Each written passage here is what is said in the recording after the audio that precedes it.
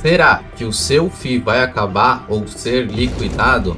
Hoje o tema do programa pode dividir algumas opiniões para quem gosta de gestão passiva ou de gestão ativa, mas será que esses fundos pequenininhos, menores, vão um dia todos acabar? Então teve até matéria durante essa semana e está ocorrendo algumas fusões que estão ali alimentando nessa notícia, mas isso vem de já há bastante tempo, essa consolidação dos fundos imobiliários em geral. E, na minha visão, acabar todos, eu acho que não. Mas a gente não pode ignorar esse grande movimento que está acontecendo que eu vou trazer para você hoje. E para começar, já vou trazer um estudo bem interessante que eu fiz com os números do Clube FI e aí englobando não só FIIs, como todos os fundos que estão listados. Também puxei FIAGRO, também puxei FIINFRA. E já vou colocar aqui na tela para você, para a gente olhar esse estudo fundo a fundo e qual é a conclusão, né? Se realmente a gente tem uma pressão sobre esses fundos menores ou não. Agora aqui na tela. Então, o que eu aprontei? Puxei a base de todos os fundos que a gente tem listado, e aí puxei também FIINFRA, FIAGRO, puxei tudo com nome do gestor, PL, valor patrimonial. E aí eu fiz um estudo fazendo o seguinte: quantos fundos imobiliários listados nós temos maior que 1 bi? Então, temos 74 fundos com PL de maior que 1 bi. E aí também tem FIAGRO, FIINFRA, tem FIPE também aqui nessa conta. Entre 1 bi e 500 milhões, temos 43 fundos. Entre 500 milhões e 250 mil, temos 79 fundos. Entre 250 milhões e 100 milhões, temos 129 fundos. E, pasmem, menor que 100 milhões, temos mais de 190 fundos, 191 fundos. E, fazendo uma conta bem rápida de será que qual o impacto, né, de um fundo, e aí eu peguei um fundo de Lajes aqui como exemplo. Então, vamos supor uma BL de 32.300. Ah, Danilo, por que uma BL de 32.300? Porque eu simulei um fundo de Lajes monoativo e eu sei que a média, a área bruta alocável média dos fundos de laje, que eu peguei como exemplo, então, pelo site do Clube FI, eu tenho que a área bruta alocável média é de 32.300. Então, 32.300 eu tenho como base um fundo aí, um prédio que tem essa BL de 32 mil metros quadrados. E voltando aqui no Excel de estudo, eu vou supor um preço de metro quadrado de aquisição de 10 mil reais por metro quadrado. Por que 10 mil reais? Aí eu peguei um dos fundos maiores aí que tem listado, que é o BRCR, vi que ele tem um PL de 2 bilhões 361 milhões e tem uma BL de aproximadamente 240 mil, que vai dar esses 10 mil reais por metro quadrado. Eu sei que tem fundo que tem negocia 20, tem negociações maior que esse patamar, mas eu peguei um fundo grande, e aí você tem uma média mais factível daquilo que tem dentro de um fundo de classe B, C, né, de padrão consultivo. Então, para você ter uma BL de um prédio, que é de 32 mil, mas uma aquisição de 10 mil reais por metro quadrado, você já teria que ter um FII de 323 milhões de PL, ou seja, um fundo monoativo já teria que ter a partir de 300 mil de reais aí num cheque para adquirir somente esse imóvel. Lembrando que esse estudo de fundos, eu puxei 516 fundos listados, tem um patrimônio médio, PL médio de 491 milhões, então por isso que eu fiz esses ranges que estão aqui. Para os gestores, eu também fiz o mesmo racional de PL por gestão. Então, listei todas as gestoras e quantos FIIs tem em cada fundos imobiliários, FIINFRA, e FIPE e FIAGRO tem dessas gestoras e fiz o filtro de PL. Então, nós temos atualmente 190, 191 gestoras que fazem, né, essa administração desses fundos com PL médio por gestora de 1 bilhão e 400 milhões. Lembrando, quanto que era o PL médio dos FIIs, dos fundos listados? Era de 490 milhões, lembrando que tem tudo, e PL por gestora a gente tem 1,5 bi mais ou menos.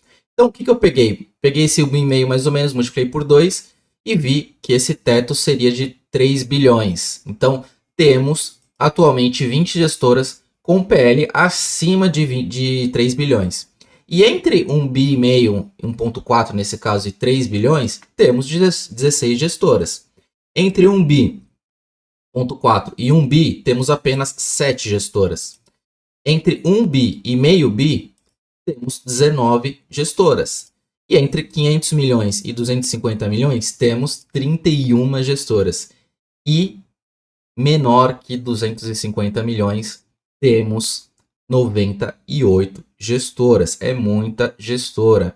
Sendo que metade desse número tem menos que 100 milhões. Então, temos aqui o ranking de gestoras, né? Temos a Quiné aqui com quase 35 bilhões, tem o BTG também com mais de 20 bilhões, a XP também em terceiro lugar ali com cerca de, colocar aqui o rótulo de dados, 18 milhões. Então, depois a gente volta nesse ranking, mas só para você ter aí na tela, se quiser printar, guardar, a gente coloca também para você aí nas redes sociais depois. Mas, fazendo uma pequena simulação aqui, de um PL de 250 milhões e uma gestora que entrega 9%, mais ou menos, você teria uma receita anual de 22 milhões e meio. E, considerando que essas gestoras têm aproximadamente 1% de taxa de administração, você teria uma receita ano de 2 milhões e meio de reais, que daria 208 aí, aproximadamente 208 mil por mês. E aí a mesma simulação, como a gente tem 48 gestoras menor que 100 milhões, eu também fiz a simulação de um PL de 100 milhões, você vai ter uma receita ano de 1 milhão e a receita por mês de 83 mil reais. E aí eu fiz uma simulaçãozinha, né, de aluguel. Então, se você precisa de uma gestora, você precisa de um lugar para implementar essa gestora. Acredito que não faça muito sentido você ter 100% dessa gestora em home office, então vamos fomentar o segmento de lajes comerciais e considerando que cada pessoa ocupa em torno de 8 metros quadrados e você vai ter que ter uma equipe aí de 8 pessoas, sei que é uma equipe que tem que ter advogados e etc. Toda a infraestrutura é apenas uma suposição de 10 pessoas, então você teria que ter 80 metros quadrados de locação ou até mesmo 100 metros, daria aí, sei lá, um quarto de laje de um prédio boutique. Então, você já teria um custo de 20 mil reais, considerando um aluguel aí de 270 reais por metro quadrado, já mobiliado, né, toda a infraestrutura necessária para essa gestora operar. Então, se você tiver 10 pessoas, uma receita aí você tem um PL de um fundo de 100 milhões, você vai ter uma receita mês de 83 menos esses 21 mil que você precisa. Então, 61 mil reais mês. E se você dividir esse número de 61 mil reais por mês dividido pelas 10 pessoas, você vai ter um custo aí que você pode pagar para essas pessoas de apenas 6 mil reais. Ah, Danilo, mas 6 mil reais é muito. Lembrando que esse é o valor bruto. Um funcionário aí CLT de 5 mil reais, ele vai ter um custo aí de 70% maior, sendo que ele vai ter todos os custos aí para uma empresa manter esse funcionário. Chega a ser quase o dobro. Então, esse salário dessa pessoa teria que ser a metade aproximadamente disso. Então, uns 3 mil, 4 mil reais, que não é muito factível, sendo que essas são pessoas qualificadas para gerir esse montante de dinheiro. Então, por isso que nós temos aí um PL muito baixo, quase insustentável. Muito baixo, eu falo aí abaixo de 250 milhões ou abaixo de 100 milhões. Fica quase insustentável você manter um fundo aí com cerca de 10 pessoas, e aqui foi apenas um exemplo, para você também ter uma diversificação geográfica, uma diversificação, aqui falando, claro, de fundo de tijolo, ter uma diversificação intralocalizações, por tipos, né, ou multiativos, como a gente tem o KNRI, que tem duas tipologias ali. Imagina, é impossível você praticar a diversificação de forma saudável, manter esse fundo no longo prazo. E um estudo muito interessante também, que foi sobre a diversificação dos FIIs, um estudo bem antigo, mas ainda vale para os dias de hoje, que compara a importância da diversificação em uma carteira, em uma diversificação da carteira de um fundo imobiliário, que a gente está falando aqui, e ele cita também um estudo sobre REITs, que lá ele pega a metodologia, né, dos cálculos que ele fez por REITs, que lá temos uma indústria que é bizarramente gigantesca em comparação a nós. E esse estudo, por conta ali da data, esse estudo aqui é lá de 2015, ele cita que ele usou apenas 20 ativos multiativos, porque tinham poucos fundos multiativos. Esse estudo também é do Arthur, né, o grande Arthur, e ele cita que o tamanho do fundo impacta significativamente o risco diversificável daquele fundo. Então, ele comprova por números, né, estatísticas, que a diversificação tende a reduzir o risco específico desse fundo.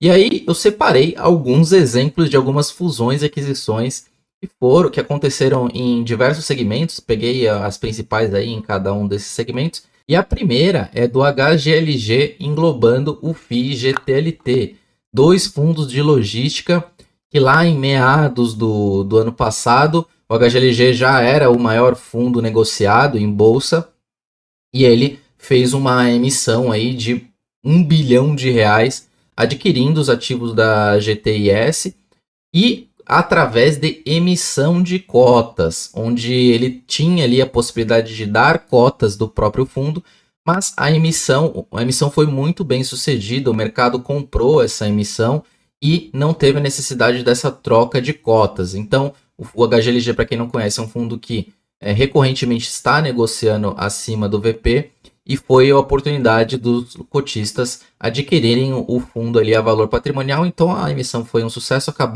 a aquisição acabou acontecendo em 100% em dinheiro. E também, pulando para o segmento de lajes comerciais, tivemos recentemente a aquisição do PVBI no VLOL. Então foi ali no final de 22 também. E como esse exemplo de lajes foi com a via troca de cotas, né? Como no exemplo anterior não houve essa necessidade, os fundos de lajes vêm negociando aí abaixo do VP há um tempo.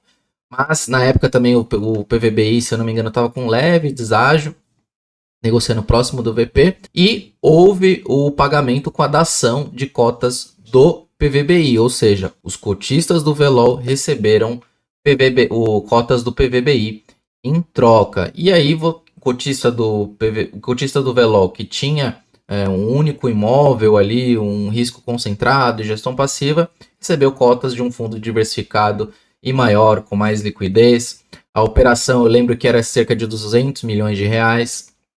Então, naquele exemplo que eu dei, já caberia, né? É difícil manter essa estrutura, mas nós sabemos que uma estrutura de um fundo de gestão passiva costuma ser mais barata também. Então, esse é um contraponto. Outro segmento, que agora é o de renda urbana, foi a aquisição do HGRU no MINT11, MINT11, e houve até uma disputa ali, a HSI também entrou querendo adquirir os ativos ali no ano passado, e houve uma GE que acabou resolvendo para o próprio HGRU fazer essa aquisição na Assembleia, mesmo com um valor ali de aquisição global inferior ao que a HSI tinha ofertado.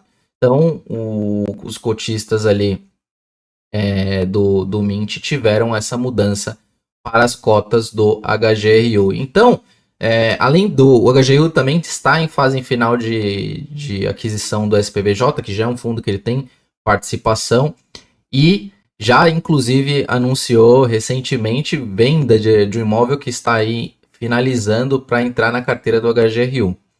E no segmento de papelada, será que teve alguma fusão aí relevante? Sim, teve. Lá também no final de 22 nós tivemos a morte do FEX, uma FEX11, FEXC11, que deixou de existir, né? Houve a fusão ali com o BTCI, fundo do BTG. Então o FEX era o fundo mais antigo de papel listado e acabou virando um outro fundo. Eu sei que quem era cotista ali do FEXC11 não foi tão vantajoso, porque teve o seu spread ali da carteira foi um pouco comprimido, e para quem era cotista ali do BTCR que virou BTCI, que virou BTCR, foi até vantajoso porque aumentou o spread, mas no fim do dia foi bom para os dois, na minha visão, para os dois cotistas, tanto do BTCI quanto do BTCR, quanto do FEXC11, porque virou um fundo muito maior, com uma estrutura mais enxuta, diversificação maior do fundo, a maior liquidez também que eu citei. Então, minha visão é que valeu a pena para os dois. E também teve a fusão de 4 fundos que morreram na fusão ali com o RVBI 11. Então, tem até a matéria, né, que numa tacada só 4 fundos foram embora, e alguns deles, inclusive, eram do IFIX. Aí teve uma mudança, né, de cálculo e de número de fundos do IFIX, porque eles viraram o fundo da RVBI. E atualmente também temos outra fusão acontecendo, que é o RBED, vai se unir com o RBVA, um fundo de educacional vai entrar ali no fundo de varejo, barra agências da Rio Bravo, e vai diminuir o peso ali das agências dentro do fundo. Então também vejo uma boa fusão, então tornando um fundo maior, mais diversificado, diminuindo o risco da carteira de ambos os fundos. E também tem uma outra fusão dentre o mundo dos FOFs, que é o BCFF11, também do BTG, se unindo ali com o BTHF. Nesse caso, a fusão vai ser do menor para o maior.